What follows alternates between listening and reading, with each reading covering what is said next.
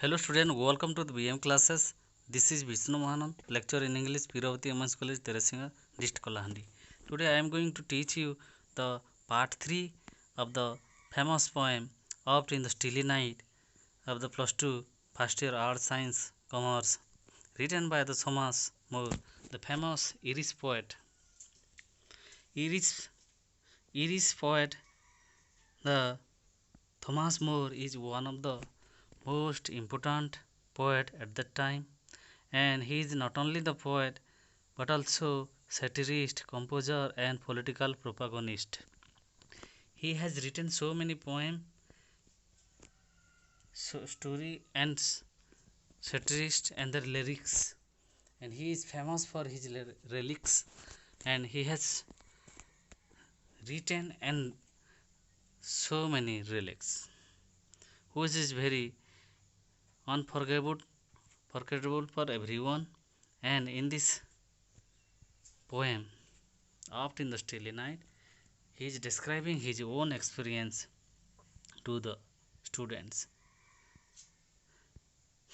Oft in the Stilly Night, that means he want to share his the childhood experience at the time when he want to sleep, but something that bring light to him in the in this famous poem. This is the last stanza, and today we conclude this poem. Let's come to the last stanza. Before we go to the stanza or discussion the stanza, according to the poet, when he remember all his friends, the friends so linked together I have seen around me. ସେ ତାଙ୍କର ଯେଉଁ ପିଲାବେଳ କଥା ଯେତେବେଳେ ମନେ ପକାଇବାକୁ ଚାହୁଁଛନ୍ତି, ସାଙ୍ଗସାଥିମାନଙ୍କ ବିଷୟରେ ଜଣାଇବାକୁ ଚାହୁଁଛନ୍ତି, ସେ ବର୍ତ୍ତମାନ ସେ ଦେଖୁଛନ୍ତି ସେସବୁ ଆଉ ନାହିଁ, ସେସବୁ ହୋଇଯାଇଛି ଏବଂ ସବୁ ପୁରୁଣା ସାଙ୍ଗମାନ ଯେଉଁ ପରସ୍ପର ସହିତ ଜଡ଼ିତ ହୋଇ ରହୁଥିଲେ, ତାଙ୍କ ଚତୁଃପାର୍ଶ୍ୱରେ ସେସବୁ ଦୂରେଇ ଯାଇଛି। ସତକି ଯେପରି ୱିଣ୍ଟ୍ରି ୱେଦର ବା ଶୀତ ଋତୁରେ ଯେମିତି ପତ୍ର ସବୁ ଝଡ଼ିଯାନ୍ତି, ସେହିପରି ସେ ରହିଛନ୍ତି। ନାଓ ବର୍ତ୍ତମାନ ସେ ଏହି ଷ୍ଟାଞ୍ଜାରେ କ'ଣ କହିଛନ୍ତି ଆମେ ଡିସ୍କସନ୍ କରିବା। I feel like one who trends one. I feel like one. I feel ମାନେ ମୁଁ ଅନୁଭବ କରେ ଯେ ମୁଁ କେବଳ ଦୁନିଆରେ ଏକ ବୋଲି। And who trends Elon. Who trends Elon. Trends କହିଲେ ସତେକି ଯେପରି ସେ ଦୁନିଆରେ ଏକା ହିଁ ଅଛନ୍ତି ଆଉ ଏକୁଟିଆ ହିଁ ବୁଲୁଛନ୍ତି, ତାଙ୍କ ଛଡ଼ା ଆଉ କେହି ବି ନାହାନ୍ତି ବୋଲି ସେ କହୁଛନ୍ତି। ସମ୍ ବ୍ୟାଙ୍କ୍ୱେଟ୍ ହଲ୍ ଡେଜର୍ଟେଡ୍ ହୁଜ୍ ଗାର୍ଲାଣ୍ଡସ୍ ଆର୍ ଫ୍ଲିଡ୍। ସେ ଗୋଟିଏ ବ୍ୟାଙ୍କ୍ୱେଟ୍ ହଲ୍ ବା ଗୋଟିଏ ବିବାହ ହଲ୍, ଅଭ୍ୟର୍ଥନା ଗୃହ ବା ବିବାହ ବା ଅନ୍ୟ କୌଣସି ସେରେମନି ଯେଉଁ ଜାଗାରେ ହୁଏ, ବ୍ୟାଙ୍କ୍ୱେଟ୍ ହଲ୍ ବିଷୟରେ କହୁଛନ୍ତି। ଦ୍ୟାଟ୍ସ ଡେଜର୍ଟେଡ୍ ମାନେ ସେଇ ପରିତ୍ୟକ୍ତ ଜାଗାରେ ଅନେକ ଗୁଡ଼ିଏ ଫୁଲମାଳ ସବୁ ମଉଳି ଯାଇଛି। ଲୋକମାନେ ସମସ୍ତେ ଖାଇ ପିଇ ସେଇ ଜାଗାରୁ ଚାଲି ଯାଇଛନ୍ତି। ତାଙ୍କୁ ସବେ ସେଇ ଜାଗାରୁ ଛାଡ଼ି ଚାଲି ଯାଇଛନ୍ତି ବୋଲି ସେ ଫିଲ୍ କରୁଛନ୍ତି। ହୁଜ୍ ଲାଇଟ୍ସ ଆର୍ ଫ୍ଲିଡ୍। ଯେଉଁ ଜାଗାର ଲାଇଟ୍ସ ଗୁଡ଼ିକ ସବୁ ବନ୍ଦ କରି ଦିଆଯାଇଛି, ଆଲୁଅ ଲିଭି ଯାଇଛି। And whose garlands dead. And ଯେଉଁ ଗାର୍ଲାଣ୍ଡ ଫୁଲମାଳ ସବୁ ମଉଳି ଯାଇଛି ବା କବିଙ୍କ ଭାଷାରେ ମଉଳି ଯାଇଛି ବା ମରିଯାଇଛି। Thus in the stilly night, era slumber, chain has bound me, sad memory bring the light of other days around me। ଠିକ୍ ସେହି ସମୟରେ ତାଙ୍କର ସେଇ ପୁରୁଣା ସ୍ମୃତି ସବୁ thus in the stilly night, ସେଇ ଷ୍ଟିଲି ନାଇଟ୍, ସେଇ ଶାନ୍ତ ରାତ୍ରିରେ ସେ ଯେତେବେଳେ ଶୋଇବାକୁ ଚାହୁଁଥିଲେ, ଗଭୀର ନିଦ୍ରାରେ ଶୋଇବାକୁ ଚାହୁଁଥିଲେ କିନ୍ତୁ ଶୋଇପାରୁନଥିଲେ, ତାଙ୍କର ସେ ପୁରୁଣା ଦୁଃଖଦର ଘଟଣା ଦ ସ୍ୟାଡ୍ ମେମୋରି ବ୍ରିଙ୍ଗ ଦ ଲାଇଟ୍, ସେ ଦୁଃଖପୂର୍ଣ୍ଣ ଘଟଣା ସବୁ ତାଙ୍କ ମନରେ ତାଙ୍କ ଯେଉଁ ସେଇ ଶାନ୍ତ ରାତିରେ ଶୋଇବାକୁ ଚାହୁଁଥିବା ବେଳେ ମନେ ପଡ଼ିଯାଉଥିଲା।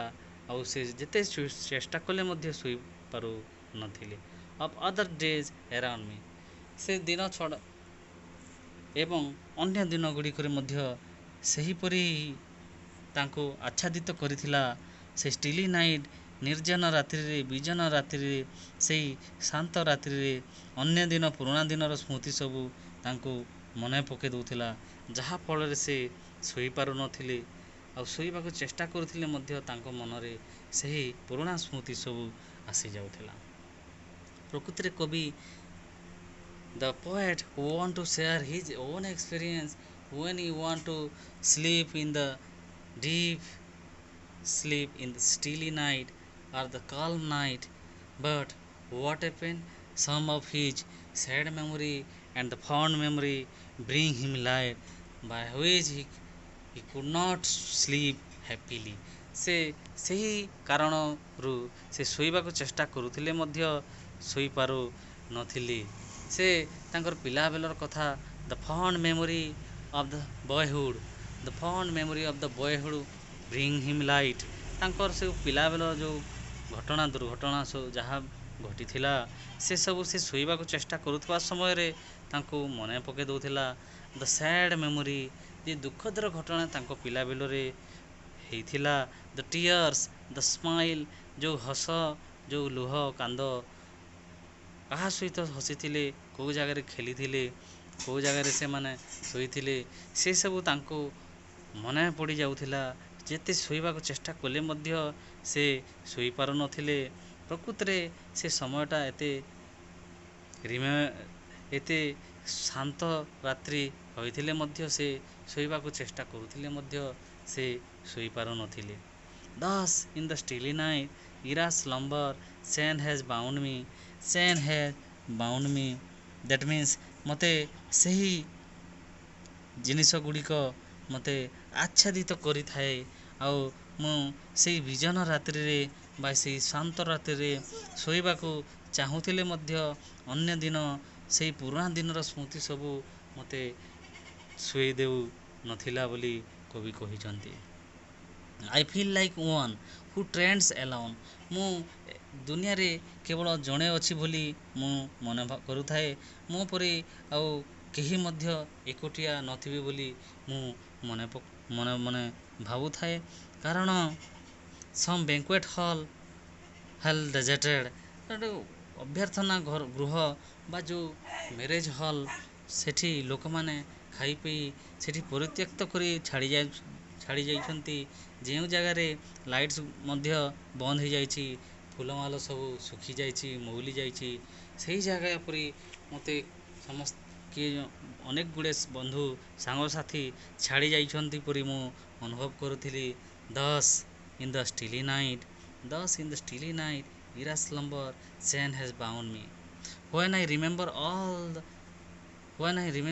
the friends so linked together, ମୁଁ ଯେତେବେଳେ ମୋ ଅନେକ ଗୁଡ଼ିଏ ସାଙ୍ଗମାନଙ୍କୁ ମନେ ପକାଉଥିଲି, ଯେଉଁ ସାଙ୍ଗମାନେ ମୋ ସହିତ ଏକତ୍ରିତ ହୋଇ ରହୁଥିଲେ, ପରସ୍ପର ସହ ଜଡ଼ିତ ହୋଇ ରହୁଥିଲେ, but the situation already gone away and I have seen around me fall, ମୁଁ ମୋ ଚତୁଃପାର୍ଶ୍ୱରେ ଦେଖୁଛି ସେସବୁ ଆଉ କିଛି ନାହିଁ।